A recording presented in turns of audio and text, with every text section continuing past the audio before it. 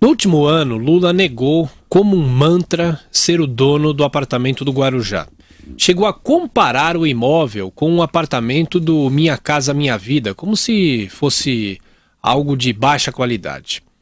O objetivo dele era amenizar a gravidade da denúncia. Repórter Carolina Ercolim. Aos 71 anos, Luiz Inácio Lula da Silva é condenado pelo juiz Sérgio Moro a 9 anos e meio de prisão pelos crimes de corrupção passiva e lavagem de dinheiro. É a primeira vez desde a Constituição de 88 que um ex-presidente é condenado criminalmente. Com a estreia, também se põe fim a uma expectativa que se arrastava desde o fim de junho. A sentença de Moro, na ação que envolve o caso da compra e reforma do triplex no Guarujá, ocorre em menos de um ano do recebimento da denúncia pela Justiça. Em setembro de 2016, o procurador Deltan Dallagnol afirmou ter provas para classificar o petista como o comandante máximo do esquema de corrupção da Lava Jato. Hoje, o Ministério Público Federal acusa o senhor Luiz Inácio Lula da Silva como comandante máximo do esquema de corrupção identificado na Lava Jato. O ex-presidente é acusado de ter recebido propina da empreiteira OAS. Segundo o Ministério Público Federal, a construtora destinou à família de Lula um triplex no condomínio Solares, em frente à praia, no litoral de São Paulo. Antes de a empreiteira assumir a obra, o edifício era comercializado pela Bancop, que faliu. A ex-primeira-dama Marisa Letícia tinha uma cota do empreendimento, segundo o próprio sócio da OAS, Léo Pinheiro. Nunca foi colocada à venda pela OAS. Desde lá de 2009. Desde 2009. Eu tinha orientação para não colocar a venda que pertenceria à família do presidente. No depoimento a Moro, o petista garantiu que nunca teve interesse no imóvel, mas a esposa, Marisa Letícia, ponderava como uma opção de investimento. Então, logo na sua primeira visita, o senhor já entendeu que não ficaria? Que não poderia, porque até a dona Marisa tinha uma coisa importante, ela não gostava de praia. Certamente ela queria um apartamento para fazer investimento. E o senhor comunicou o senhor Léo Pinheiro que o senhor não ficaria com o apartamento? Não. Eu não entendi, eu não ia ficar com o apartamento, mas a dona Marisa ainda tinha dúvida se ia ficar para fazer negócio ou não.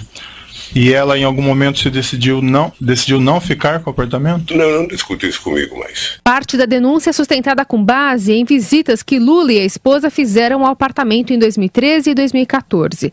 Lula sempre negou que o apartamento era dele.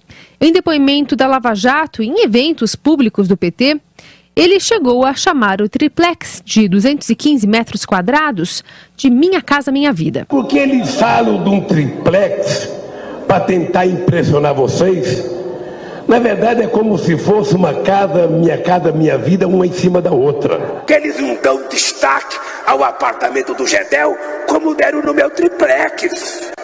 Não deram. Então o que eu quero é que se pare com ilações e que me diga qual é o crime que eu cometi. O crime não é conversar com alguém na agenda. O crime não é ter ido ver um triplex. O crime, doutor, eu cometi se eu comprei o apartamento, se tem documento que eu comprei, se me der a chave, se eu dormi lá alguma vez, se a minha família dormiu, se tem escritura pública. Então o que eu quero é que se tenha respeito comigo. No mês passado, já na iminência da sentença do juiz Sérgio Moro, o petista voltou a alegar inocência em uma rádio de Minas Gerais. Eu, sinceramente, se tiver uma decisão que não seja a minha inocência, sabe? Eu quero dizer para você que não vale a pena ser honesto nesse país e quero dizer que não vale a pena você ser inocente. Em uma entrevista na semana passada, Lula voltou a dizer que estava preparado para voltar a lutar pelo país. Eu estou com saúde muito boa, tenho vontade de brigar. Acho que o que fizeram com o Brasil é um crime contra o Brasil. Então eu quero dedicar o pouco tempo que eu tenho pela frente, ou seja, para tentar consertar, ajudar a consertar. Se a condenação for mantida na segunda instância, Lula deve ficar inelegível. O petista vai recorrer da decisão do juiz Sérgio Moro. O ex-presidente Lula fala em ajudar, ele não quer ajudar ninguém, né, professor Vila? Não, isso aí é tudo construção política e tal. Isso faz parte até do jogo político. O Lula, de um lado, tem a questão de ser psicopata tal, de outro, é canalha. Ele imputa a mulher.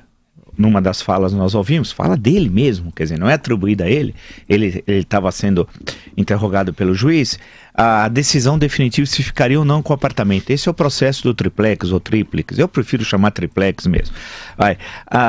E ele imputa a mulher, empurra para a mulher já falecida, né? Então é coisa de uma canalice assim, sem tamanho e tal. Mas o que importa, me parece, é primeiro que eu lembrar aquilo, só reforçar, é o primeiro presidente na história do Brasil que foi condenado por um crime penal, por um ilícito penal chamado comum tal. Não há caso, se vocês relembrarem, na República Velha ou Primeira República, é o período de 1889 a 1930. Tivemos presidentes militares, 3, e o resto presidentes civis tal. Não há nenhum caso de todos os presidentes que passaram tal. Depois nós tivemos o longo período Vargas, 30 a 45 e 51 a 54. Também no caso do presidente Vargas, em certo momento no primeiro governo ditador Vargas, também nada. O Dutra foi presidente de 46 a 51, né, de janeiro de 46 a janeiro de 51, também nada. Depois Café Filho, JK. O JK, o regime militar impôs os IPMs, célebres e tristes IPMs, inquérito policial militar, mas que não levou a nenhuma condenação. No caso de Jânio Quadros, João Goulart, também, idem, né? Aí você vai passando. No regime militar não teve nenhum dos presidentes, tal, inclusive porque as condições eram precárias no campo da autonomia do Poder Judiciário, vale destacar, né?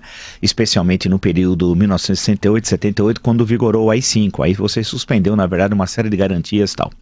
Inclusive que envolviam juízes, né? Entre dezembro de 68 a 31 de dezembro de 1978, quando vigorou o AI-5 e tal. Depois ele foi extinto a partir de 1º de janeiro de 1979 e tal.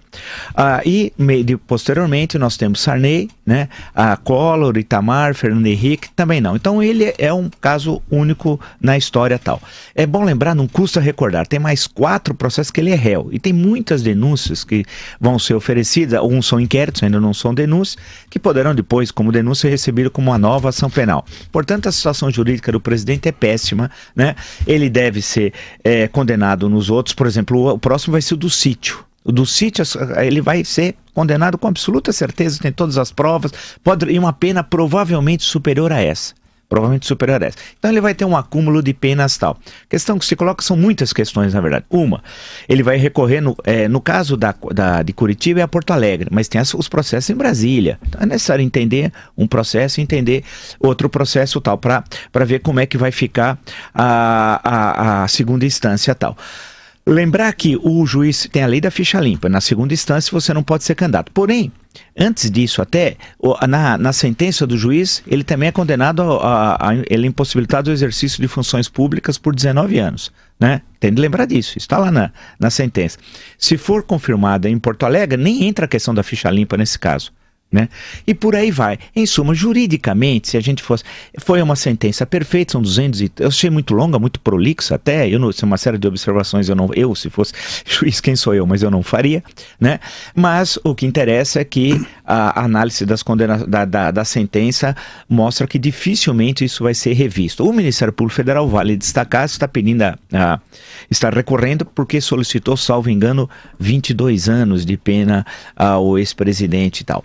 Então agora passou para Porto Alegre. Vamos ver o que vai acontecer lá. Politicamente falando, quer dizer, saindo então desse campo indo para o campo da política, Lula acabou. E ele terminou de há muito, né? E a questão da condenação, evidentemente que reforça, ele caminha para o fim político tal. Aquilo que nós sempre dissemos, muitos disseram que nem ia ter o impeachment da Dilma, que a Dilma era forte, e depois quando ela trouxe o Lula para a Casa Civil, mais ainda, vocês se recordam, nós estamos falando de fatos de cerca de cerca de um ano e pouco atrás, né? E a gente sempre insistia de que o impeachment era inevitável pelas condições colocadas. No caso do Lula, ele acabou politicamente, ele não representa nada. Só tem medo do Lula aqueles que não querem enfrentá-lo e vencê-lo com a maior facilidade. O PSDB em particular, que transformava o Lula em algo que ele não era, dava um poder a ele que ele não tinha, e também ao partido criminoso. A situação é mais ou menos essa tal. Vai agora ter, vão querer misturar os dois casos, Lula-Temer. Eu vi ontem, inclusive, um deputado do PMDB Maranhão na CCJ, Comissão de Constituição e Justiça, defendendo o Temer e defendendo o Lula, dizendo que era um... Então, a questão, portanto, está colocada, creio, na minha opinião, nesses termos tal. A situação dele é cada vez pior ou seja, é aquilo que nós tínhamos falado, ia chegar uma hora não da vingança, mas da ação da justiça, que é lenta, mas é mais rápido, importante destacar que a ação penal 470. Por isso que a primeira instância é lenta, mas é muito mais rápida que a última instância. No caso do STF, vamos recordar, vocês não imaginam o número de funcionários, são mais de 3 mil funcionários, né? Um juiz em primeira instância não tem a estrutura que tem o STF. Muitos, inclusive, levam trabalho para casa, fazem trabalho que, na verdade, é do corpo técnico administrativo, é o juiz que faz e tal. O STF tem mais de 3 mil funcionários. Só do recepcionista tem 245. Só para vocês entenderem. Quanto duração penal 470? O inquérito 2245, foi encaminhado depois a denúncia, é de 2005. A denúncia ela é apresentada em 2007, em agosto, em 4 sessões, acabou sendo recebida em agosto de 2007. Né? O julgamento começou em agosto de 2012. Foram 5 anos depois. Nesse caso, foi muito mais rápido, cerca de 1 ano aproximadamente. Então veja que só teve essa condenação porque a primeira instância, apesar de não ter uma infraestrutura adequada, é muito mais rápida que a última instância no Brasil, né? E porque o juiz Sérgio Moro também não queria sentar no processo. Que a prática das Cortes Superiores de Brasília, quando tem poderosa, é de não julgável, infelizmente, né? Bom, o processo é um conjunto de atos. A sentença é um desses atos. É um ato importante, mas é apenas um dos atos do processo. O que acontece agora? Um prazo de 5 dias para apelação, que é um ato simples, é uma folha de papel. Fulano de tal, inconformado com a sentença, nos autos do provém dele apelar para a superior instância, ponto, e assina e manda, está feita a apelação.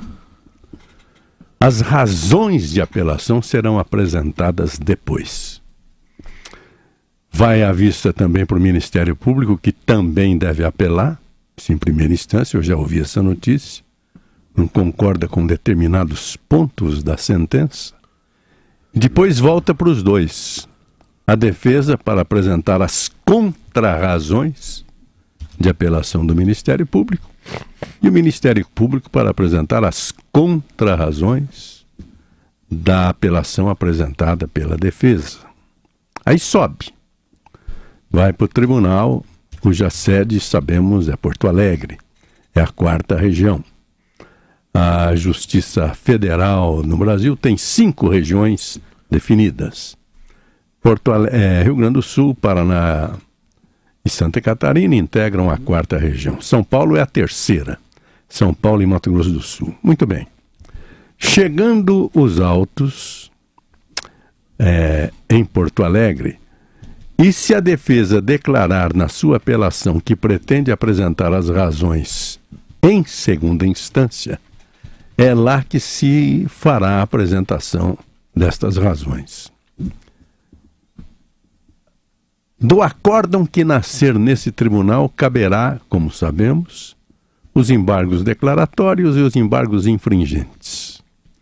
E depois deles, o recurso especial para o STJ, se houver infringência a algum preceito da lei infraconstitucional, ou recurso extraordinário para o Supremo Tribunal Federal. Então, como eu disse, há uma série de atos até a sentença final. Se fosse uma caminhada rodoviária até Brasília, a sentença é Campinas. Ainda tem Ribeirão Preto, Uberlândia, até chegar em Brasília, demora.